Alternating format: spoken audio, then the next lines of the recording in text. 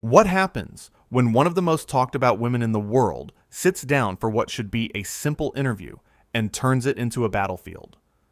In just 40 seconds, a single comment would ignite a firestorm that would see a global celebrity escorted off a talk show stage in front of a live studio audience. This is the story of the day Meghan Markle walked onto Mark Consuelos' show, and everything went catastrophically wrong. The stage was set like any other Tuesday afternoon. Mark Consuelos, the beloved television host known for his warm demeanor and genuine conversations, sat in his chair with his trademark smile. The studio audience buzzed with anticipation. Meghan Markle was scheduled to appear, and producers promised an intimate conversation about her latest charitable endeavors. But from the moment Meghan walked onto that stage, something felt different. Mark stood to greet her, extending his hand with genuine warmth. "Welcome to the show. It's wonderful to have you here." Meghan barely glanced at his outstretched hand before taking her seat, adjusting her microphone with visible irritation. "Let's just get this started, shall we?" The audience shifted uncomfortably. Mark, ever the professional, maintained his composure and settled into his chair. "Of course. I thought we could start by talking about your work with literacy programs." "Actually," Meghan interrupted, her tone sharp, "I'd rather discuss why this chair is so uncomfortable. Did no one think to prepare proper seating for a guest of my caliber?" Mark's smile faltered for just a moment, but he recovered quickly. "I apologize if you're not comfortable. We can certainly get you a different chair if you'd like." "It's too late for that now, isn't it?" Meghan snapped. "We're already filming. This is exactly the kind of lack of preparation I've come to expect from shows like this." The audience fell silent. You could hear the camera operators shifting behind their equipment. Mark leaned forward slightly, his voice calm and measured. "I assure you, we prepared extensively for your visit. Our team has been working for weeks to make sure everything was perfect." "Perfect?" Meghan laughed, but there was no humor in it. "If this is your idea of perfect, I'd hate to see what you consider adequate." Mark took a breath, clearly choosing his words carefully. "Why don't we refocus on the reason you're here? Your literacy initiative has helped thousands of children. That seems like something worth celebrating." "You want to talk about my work?" Meghan's voice rose. "Do you have any idea how many interviews I've done? How many times I've had to sit in uncomfortable chairs and answer the same boring questions from hosts who clearly haven't done their research?" "I've read all the materials your team sent over," Mark replied, his patience showing signs of strain, but his voice still professional. "I've prepared thoughtful questions about your foundation, your goals, and the impact you're trying to make." Meghan waved her hand dismissively. "Materials. Questions. Do you think I came here to be interrogated? I came here as a favor because my publicist insisted this would be good exposure." The audience gasped audibly. Mark's jaw tightened, but he maintained his composure. "I appreciate you taking the time to be here. Perhaps we should take a quick break and regroup." "A break?" Meghan's voice dripped with condescension. "We've barely started. What kind of host are you that you need a break 5 minutes into an interview?" Mark sat up straighter, his voice firm but still respectful. "The kind of host who wants to have a productive conversation, but that requires both parties to engage in good faith." "Good faith?" Meghan scoffed. "You want to lecture me about good faith? Do you know who I am? Do you know what I've been through? I don't need some daytime television host telling me about good faith." "I'm not trying to lecture you," Mark said, his voice steady despite the mounting tension. "I'm trying to have a conversation. That's what we do on this show. Show here. We talk to interesting people about interesting things." Meghan leaned back in her chair, crossing her arms. "Interesting. Is that what you think this is? Because from where I'm sitting, this is amateur hour." The audience murmured. Several people looked around, uncertain whether this was part of some planned segment or genuinely spiraling out of control. Mark glanced briefly at his producer off stage, then back to Meghan. "I've been doing this show for years. We've had presidents, actors, musicians, authors, activists, everyone who sits in that chair gets the same respect and the same opportunity to share their story. Don't compare me to your other guests, Meghan shot back. I'm not one of your celebrity flavor of the week interviews. My platform, my influence, it's on a completely different level. Mark's expression hardened. Every guest on this show matters. Every story deserves to be heard. That includes yours, which is why I invited you here. You invited me? Meghan laughed again, that same hollow sound. My team agreed to fit you into my schedule. There's a difference. Then why are you here? Mark asked, his patience clearly wearing thin. If this is beneath you, if I'm beneath you, why did you agree to come? Meghan's eyes flashed. Excuse me?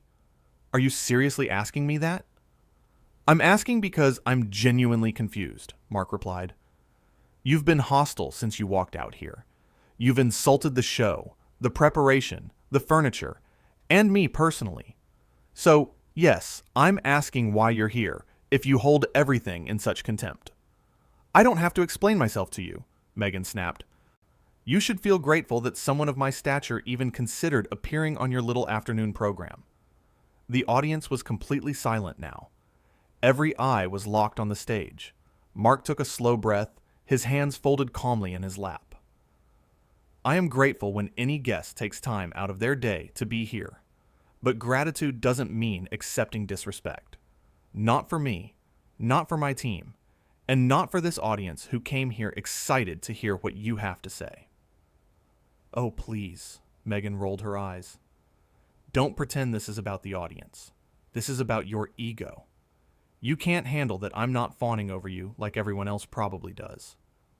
Mark's voice dropped lower, more serious. This has nothing to do with my ego. This has to do with basic human decency. Something you seem to have forgotten. How dare you? Meghan stood up abruptly, her microphone screeching with feedback. How dare you speak to me that way? Do you know what I could do to your career with one phone call? Mark remained seated, looking up at her with an expression that mixed disappointment and resolve.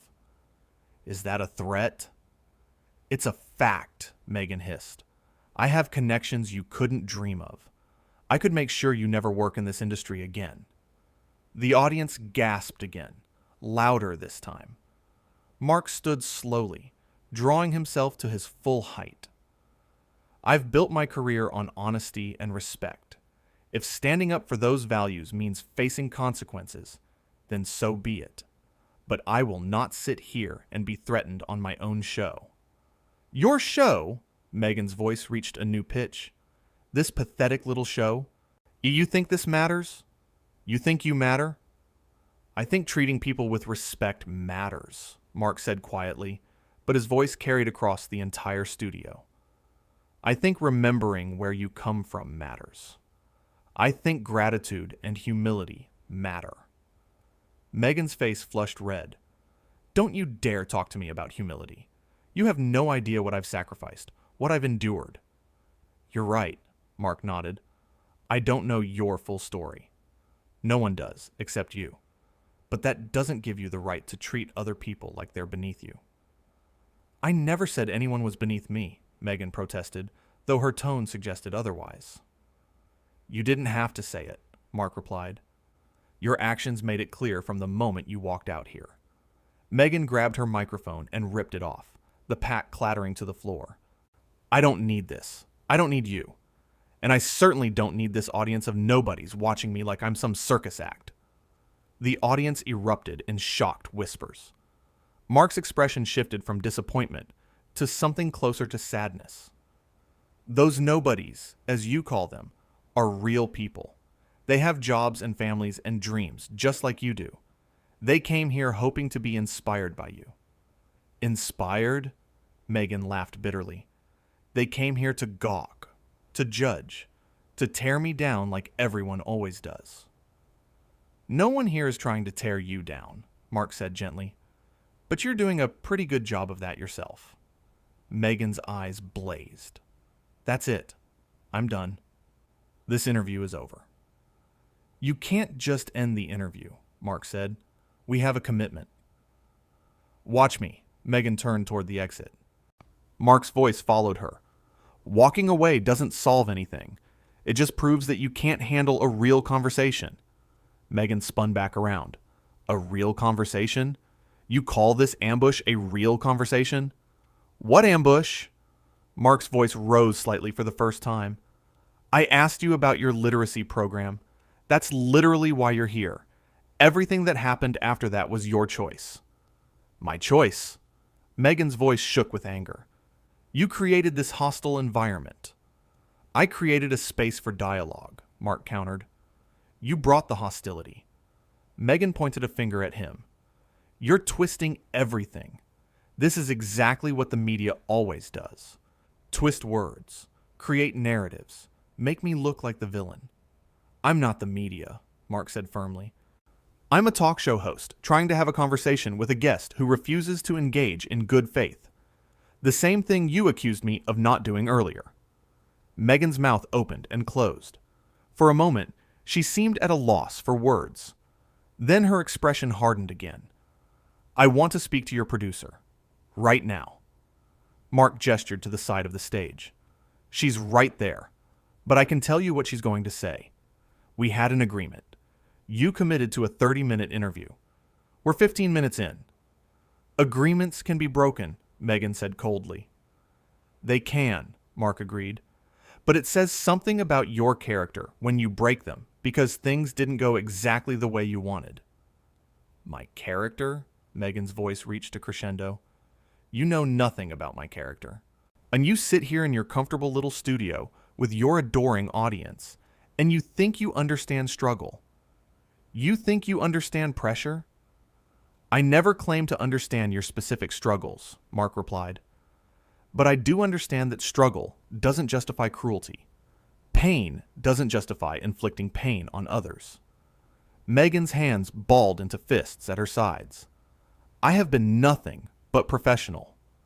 The audience actually laughed at that, a few scattered chuckles that grew into genuine laughter. Meghan's face went from red to nearly purple. Are you laughing at me? Are you actually laughing at me? Mark held up a hand to quiet the audience. Let's all take a breath here. Don't tell me to breathe, Meghan snapped. Don't tell me anything. I'm leaving, and there's nothing you can do about it. You're absolutely right, Mark said calmly. I can't make you stay. But before you go, I want you to think about something. You came here supposedly to talk about helping children learn to read. A beautiful, important cause. Instead, you spent the entire time complaining, insulting, and threatening. What message does that send? Meghan's jaw clenched. The message it sends is that I won't be disrespected. Where was the disrespect? Mark asked genuinely. Point to one thing I said that was disrespectful before you started attacking everything and everyone around you. Meghan opened her mouth, but nothing came out. She looked around, almost as if searching for support, but found only shocked faces staring back at her.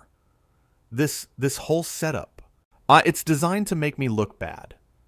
The only person making you look bad is you, Mark said quietly. And that breaks my heart because I know you've done good work. I know you have important things to say. But none of that matters if you can't treat people with basic respect. I don't have to listen to this, Meghan turned again toward the exit. You're right, you don't, Mark called after her, but maybe you should. Meghan stopped at the edge of the stage. For just a second, something flickered across her face. Doubt? Regret? But it vanished as quickly as it appeared. I'm calling my lawyer. You'll be hearing from them. For what? Mark asked, genuinely curious. Having a conversation that you didn't like? For ambushing me. For creating a hostile work environment.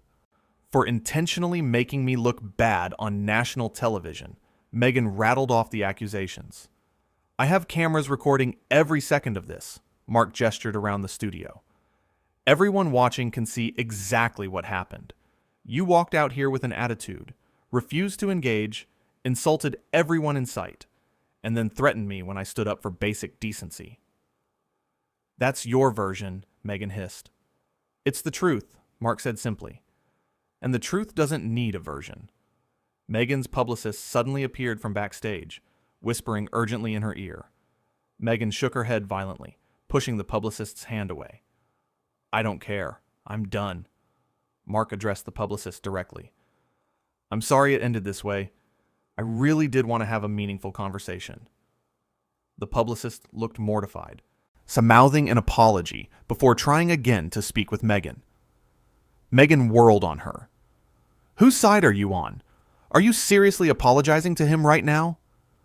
"I'm trying to salvage this situation," the publicist said quietly, but her microphone picked it up. "There's nothing to salvage," Meghan declared. "We're leaving, now." Mark watched as Meghan stormed toward the exit, her publicist hurrying after her. Then he turned back to the audience. "I apologize that you had to witness that. This isn't how we normally do things around here." The audience burst into applause, standing and cheering. Mark raised his hands to quiet them. "Please, please. There's no need for that." But Meghan heard the applause. She stopped dead in her tracks at the exit, her back to the stage. Her shoulders rose and fell with heavy breathing. Then she spun around one final time. "You think this is over? You think you won something here?" Mark shook his head sadly. "This isn't about winning or losing. It never was." "Everything is about winning," Meghan shot back. "And I promise you, you just made a very powerful enemy." "If standing up for respect makes you my enemy, then I'll live with that," Mark replied. "But I hope someday you'll look back on this and realize that the only enemy here was your own ego." Meghan's face contorted with rage. She opened her mouth to respond, but seemed to think better of it. Instead, she turned and marched off the stage, her heels clicking sharply against the floor. The sound echoed through the silent studio until the door slammed behind her. Mark stood alone on the stage, the audience completely quiet now. So he ran a hand through his hair and let out a long breath. "Well, that was something." Nervous laughter rippled through the crowd. Mark managed a small smile. "I want to thank all of you for being here today. I know that wasn't what any of us expected." Someone from the audience shouted, "You were amazing!" Others joined in with agreement. Mark held up his hands again. "I appreciate that, but I take no pleasure in what just happened. I genuinely wanted to have a good conversation about important work. Sometimes, though, people aren't ready to have that conversation." He paused, looking out at the sea of faces. "The thing is, respect goes both ways. It doesn't matter who you are, where you come from, or what you've accomplished. We all deserve to be treated with basic human dignity. And when someone refuses to offer that, well, you have to stand up. Not for yourself, but for everyone who's ever been made to feel small by someone who thinks they're bigger." The audience erupted in applause again, louder this time. Mark smiled genuinely now, acknowledging their support. "Thank you. Really. Your support means everything." As the applause died down, Mark turned to the camera. "We're going to take a break. When we come back, we'll try to get back on track with our planned programming." The cameras cut and the red recording lights blinked off. Mark's shoulders sagged slightly, the weight of what just happened settling over him. His producer rushed out onto the stage, concern written across her face. They spoke in hushed tones, reviewing what had transpired. The audience remained in their seats, buzzing with excited conversation. People pulled out their phones, and texting and posting about what they'd just witnessed. Within minutes, the confrontation was spreading across social media. But none of that mattered in that moment. What mattered was that a host had stood his ground. A host had refused to be bullied or intimidated. A host had chosen integrity over celebrity, respect over ratings, and truth over convenience. In just 40 seconds, a single dismissive comment about an uncomfortable chair had sparked a chain reaction that revealed the true character of two people. One who believed their status entitled them to treat others poorly, and one who understood that true character isn't shown in how you treat those above you, but in how you treat everyone around you. The studio door never opened again. Meghan Markle was gone, leaving behind only the echo of her anger and the memory of a meltdown that would be replayed and analyzed for days to come. Mark Consuelos remained on that stage, quiet and contemplative, knowing that sometimes the hardest part of his job wasn't asking tough questions, but maintaining grace in the face of inexplicable hostility.